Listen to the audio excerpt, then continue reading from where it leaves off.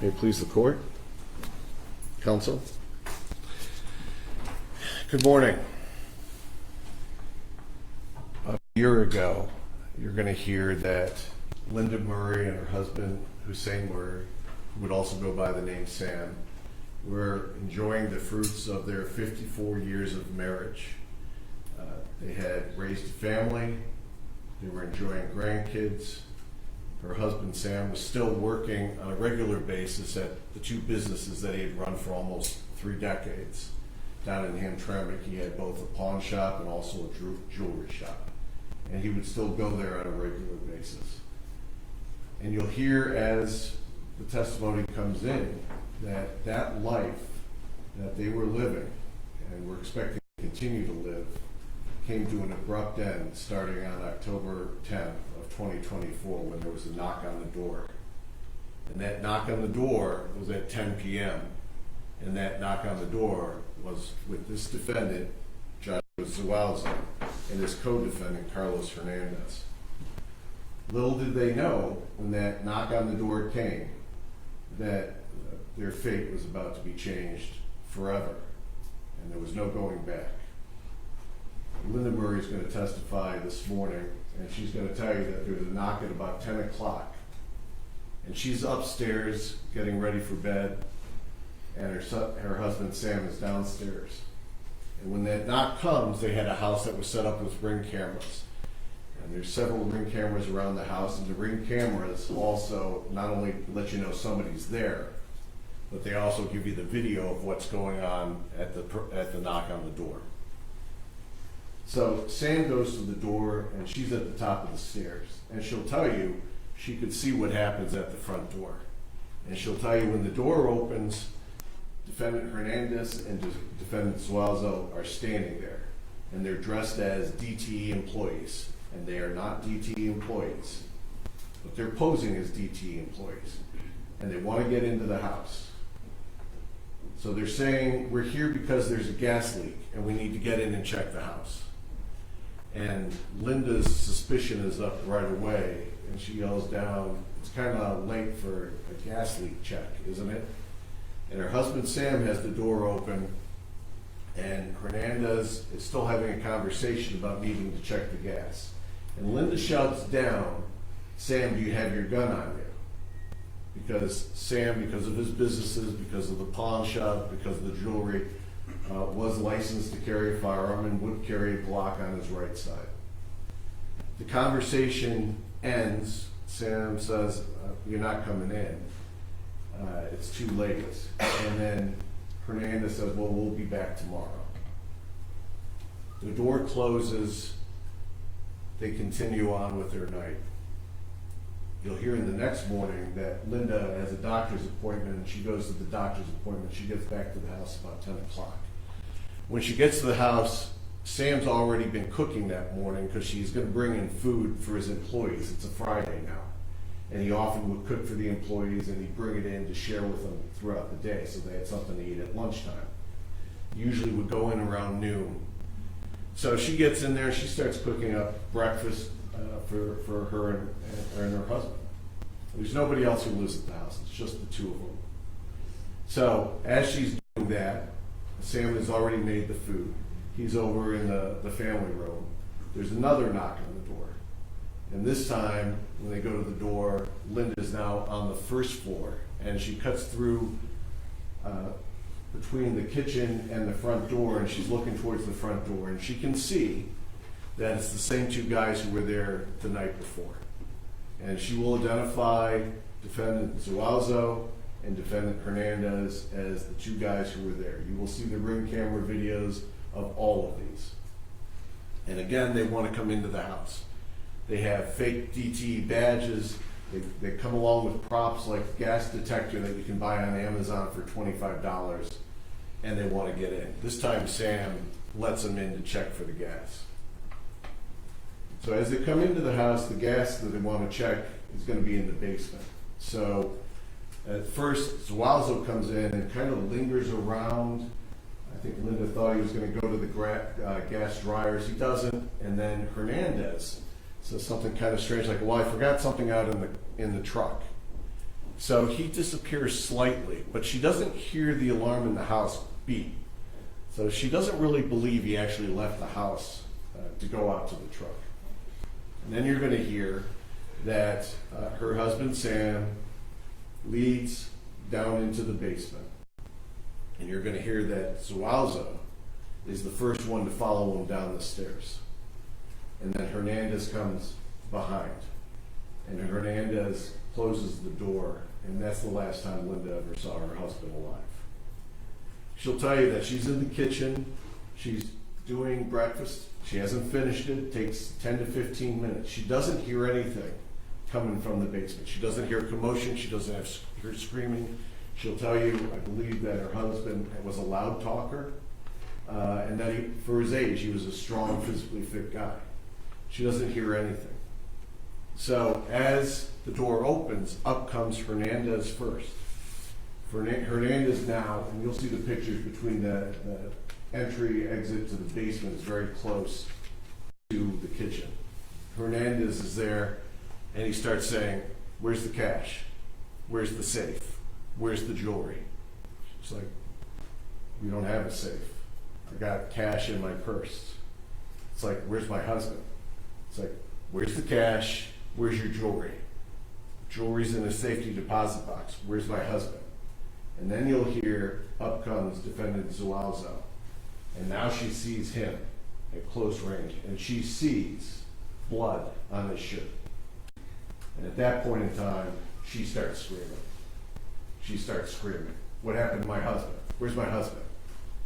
And Zuazo says to her, "He's sleeping." Then you're going to hear Hernandez, who is a huge human being, I think he's like 6'5", 450 pounds, hauls off and punches Linda on the left side of the face. She's then pushed by Hernandez. "Are you going to shut up?" She said, "I'll stop screaming." At which point in time, he starts in the kitchen to bind her up with duct tape. At that point, "Where's your cash?" "In my purse." Starts going through a kitchen drawer. "Where's your car keys?" "They're attached to the purse." And while that's going on, you'll hear defendant Zuazo doesn't leave the house. He doesn't go in the car. He doesn't drive away. He doesn't run down the street. Instead, what he does is he goes upstairs and ransacks the bedrooms up there looking for valuables. Goes into the master bedroom, which is completely ransacked. You'll see photos of it. Goes through the other bedrooms, and you'll see that there's a jewelry box that had her jewelry, which was valueless, costume jewelry. And one of the drawers from that jewelry box is taken. And you're also going to hear that defendant Hernandez does not go upstairs. Only defendant Zuazo goes upstairs. And in one of the bedrooms that he ransacks, you'll see that there's a blood smear on the wall. That blood smear, when it's tested by the Oakland County lab, come back to the victim, Sam Murray. He comes back down, time to go, so they exit through the garage. Now, they don't have a fob for the garage, so she says they're in there for a little bit, and she hears a huge boom, which is probably because the garage is disconnected. If you don't have a way to open it, you can disconnect it, pull it up, and pull it down. It comes crashing down. She hears it from inside the kitchen. She gets the ability to call the police because they take her cell phone on the house line, and the sheriff's office arrives. You'll see that body cam as soon as we start going with testimony this morning. And it's one of the things that we talked about in jury selection. There's a lot of officers who arrive. That's before they go into the basement. There's a lot more officers who arrive after they go into the basement. Because when you go into the basement, what you see is Sam is on the ground. It's a horrible scene, brutal scene, very bloody scene. The Emmy will tell you about the damage he sustained down in that basement. But you're going to see that his hands are duct taped, his feet are duct taped. They're also zip tied, other zip ties there. You'll see that the gun that would have been on his right side was gone, never found. And you'll hear what a brutal end to his life happened on that October 11th. You're going to hear how the investigation, because the Sheriff's Department with the Ring camera smartly and quickly released it to the media. And the media put it out on TV immediately, which was a great thing because they start getting tips. And as you'll see, it's not hard to see, Defendant Hernandez sticks out physically. So the focus quickly turned onto Defendant Hernandez and also Defendant Zuazo. You'll hear from a witness who worked with him, who says, I saw the video, I recognized him, I recognized what he was wearing from, that was what we used to wear at work. And I recognized his voice. So I knew who that was. So the Sheriff's Office quickly gets on to trying to track down where they are. Now, what is happening with the defendants at this point in time? Well, they're trying to destroy evidence. So you're going to hear that truck, which was a stolen truck that was stolen about 10 days before. You'll have that witness come in and say that the truck was in front of my house. It was our work truck. I went to bed at 11. It was there. I woke up at 5. It was gone. So he'll come in and say how that truck was stolen. One more layer of trying to get away with what happened on October 10th and 11th. Then you're going to hear that the plate that was on the truck was actually stolen from DT itself. So if anyone was to have run it, say, is this a DT truck, it would have actually come back to DT because that plate was stolen. So that truck is taken down to Detroit. It's set on fire. You'll hear how the Detroit officers responded to the blaze. There's actually a photo of the truck on fire as that piece of evidence is trying to be destroyed. So the Sheriff's Department quickly starts, there's a thing called the flock system. It's used to be few places, now it's every place. Pretty soon, you're not going to be able to drive without them being able to track your plate if they want to, because it photographs the plates. And they got him, Hernandez, going south. And they're also aware, now that they've started their investigation, that Hernandez has another residence that he uses down in Texas. So they put out a bulletin all the way down the trip, what they expect to be to Texas, and Louisiana on October 12th quickly comes in contact with them and pulls them over. They conduct a search warrant, and what you're going to hear they find in the vehicle that Hernandez is driving is the original license plate on the stolen truck that's designated POCO, because I think that's the company's name. That's in there. You're also going to hear that there are size 13 shoes, 3 pair of size 13 shoes. And on one of those pair of 13 shoes, there's blood. And when the lab tests that blood comes back to the victim, Sam Murray. You're also going to hear there's 1 pair of size 11 brown boots. Not size 13, but size 11.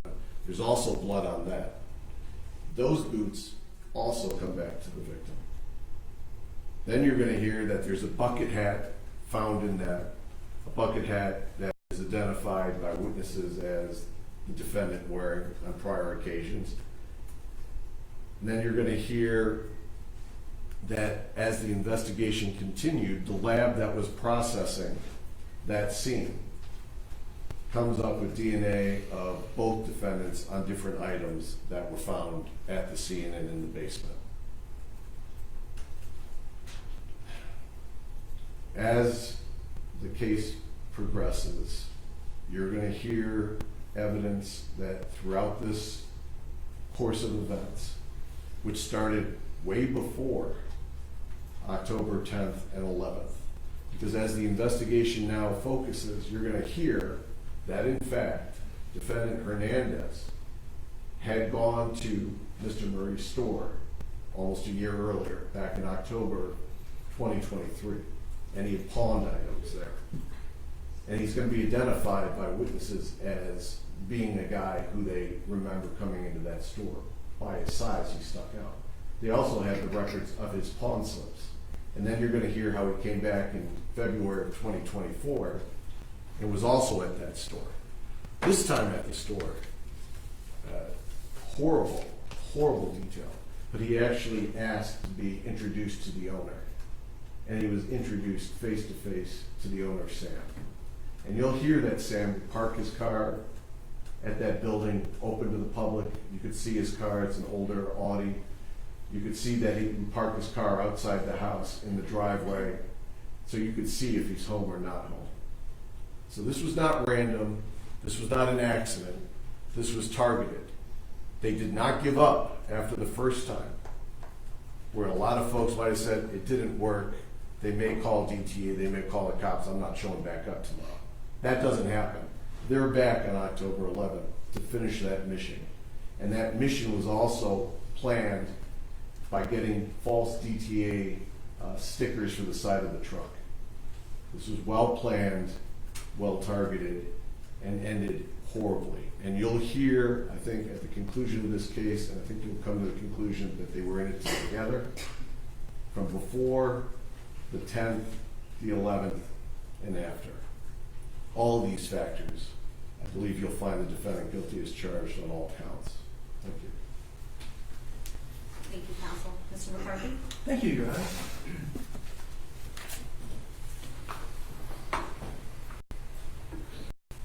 Good morning. The first thing I want to do this morning is to extend Mr. Zuazo's sincere thanks to each and every one of you who have set aside the business that you would have been attending to this week had you not been summoned to the Oakland County Courthouse to serve as a juror. And he has known about this case since the 18th day of October last year, when he was in custody and brought before a judge and advised at his arraignment of what the charges against him were. Very serious charges. First-degree felony murder for the death of Mr. Murray, and the unlawful imprisonment of Mr. Murray, and the unlawful imprisonment of Mrs. Murray. So since that day, the 18th day of October in 2024, Mr. Zuazo has been looking forward to this day. He didn't know when his trial would begin.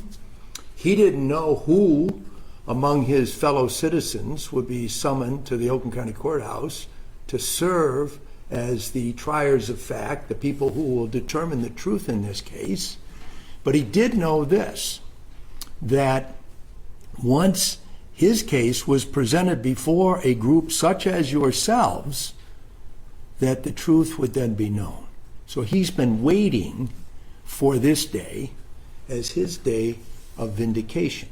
And it is for that reason that I extend his sincere thanks, as well as my own, for you all serving as jurors in this very serious matter. Now, the questions that you have to determine are all focused on Joshua Zuazo. You don't have to make any findings of fact as it affects the co-defendant, Mr. Hernandez. And that is as it should be. There's a separate jury that will deal with the facts associated with him. But because the allegations are that the two men worked in concert, or that at least this, and this is what I am prepared to concede today, is that Mr. Hernandez did not work alone. His jury will have to determine the facts regarding his case, but you, sitting here taking in the evidence, are not going to have any question in your mind whatsoever that the first person at the door to try and enter the Murray home on the night, or during the night of October 10 of last year, is Carlos Hernandez.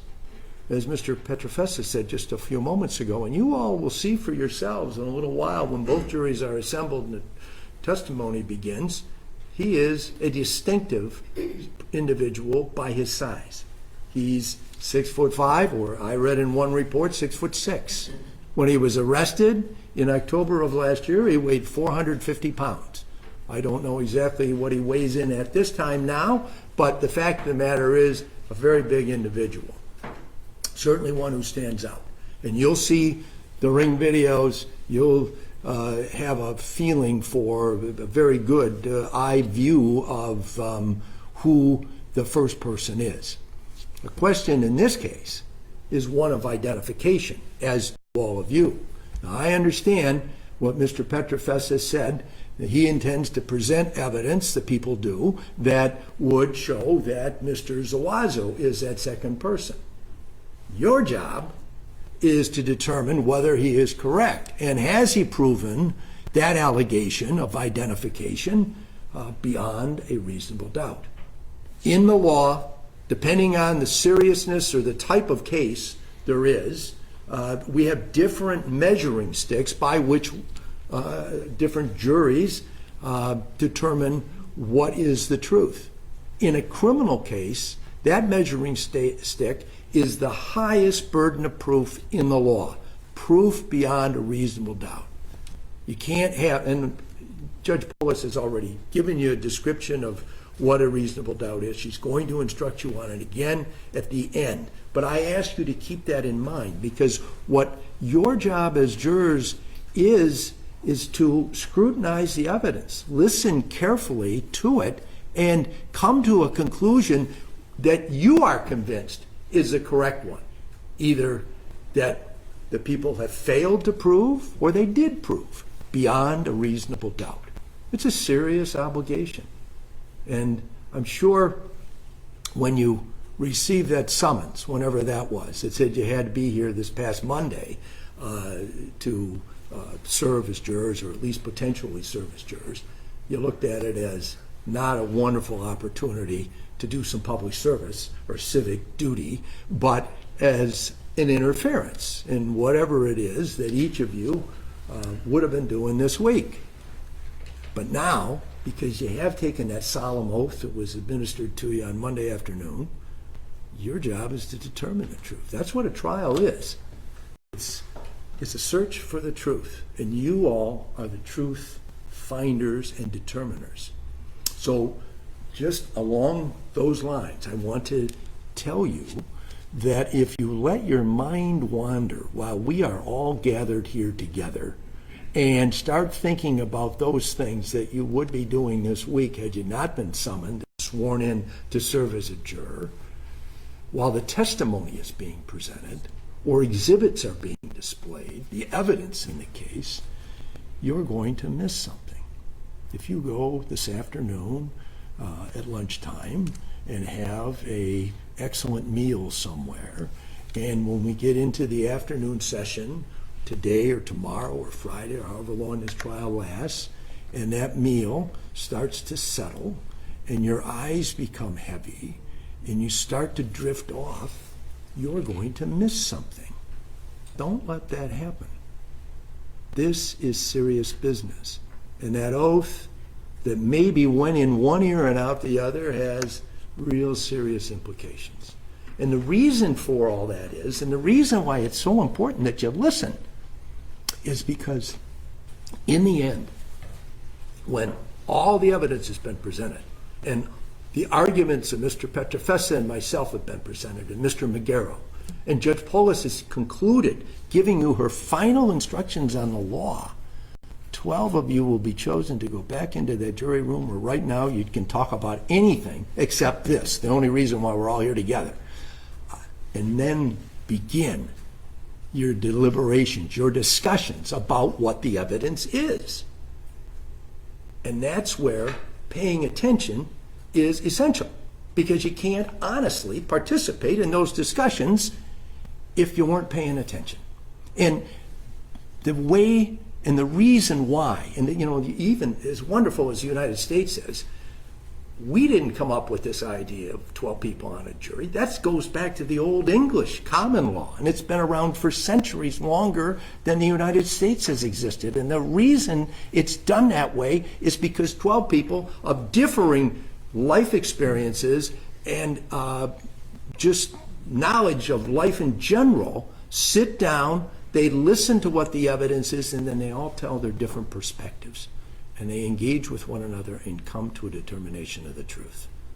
And that's, while I am cross-examining witnesses and listening carefully to everything that goes on during the course of the trial, while Mr. Magaro and Mr. Pietrofesa are examining witnesses and doing exactly the same thing, you all will be sizing everybody up. One of the things that Judge Polis has already instructed you on, and she's going to instruct again, I pretty confident, at the conclusion of the trial, is listening to the witnesses.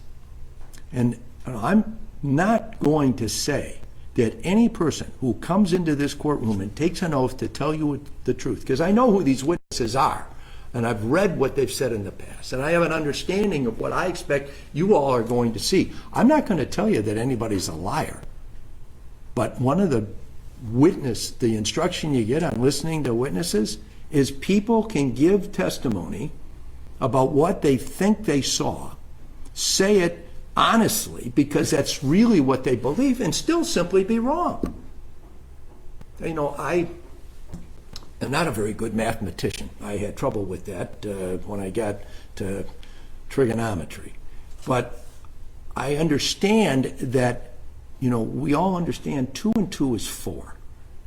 But a person can add up a column of numbers and get the wrong answer, think they're right, they answered it on their test paper because they thought it was correct, and simply be wrong.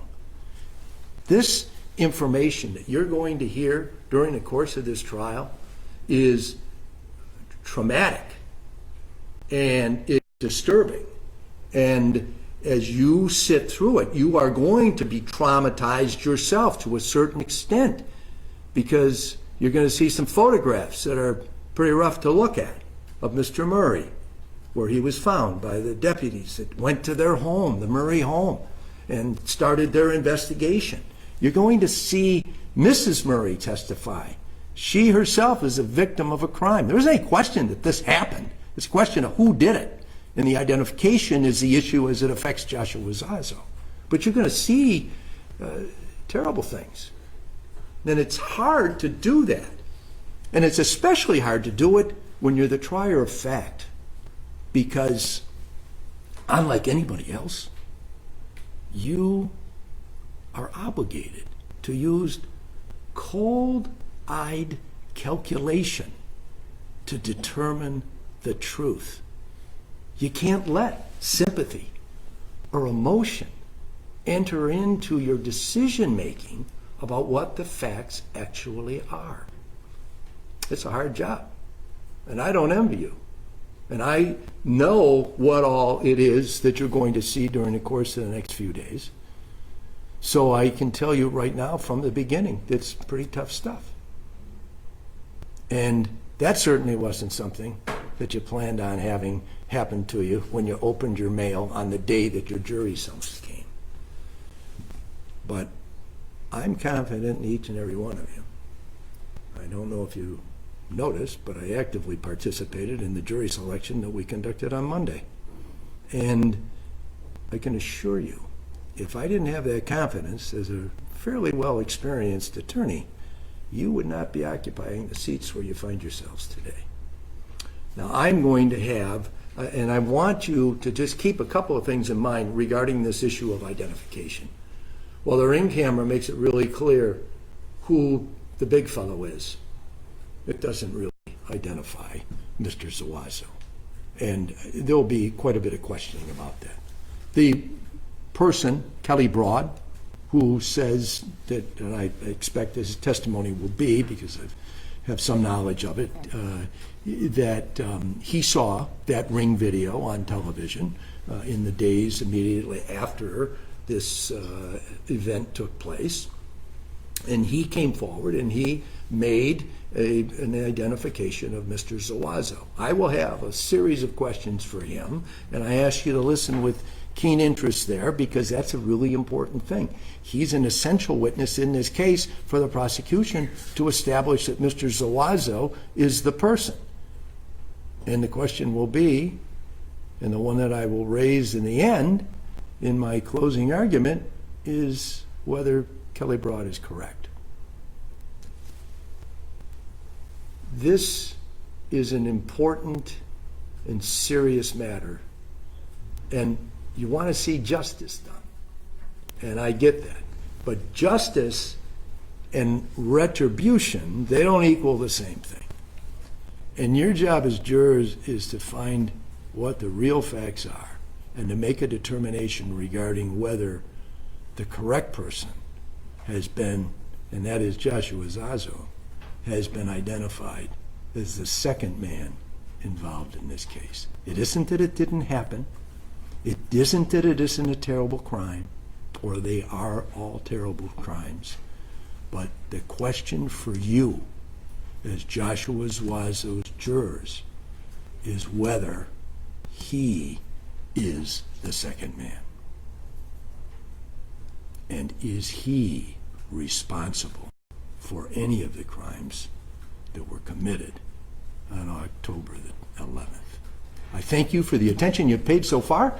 I know you'll pay attention during the course of the trial, and I look forward to getting my next opportunity to speak with you when I present my closing argument on behalf of Mr. Zuazo at the end of the evidence presentation. Thank you, Your Honor. Thank you, Mr. McCarthy.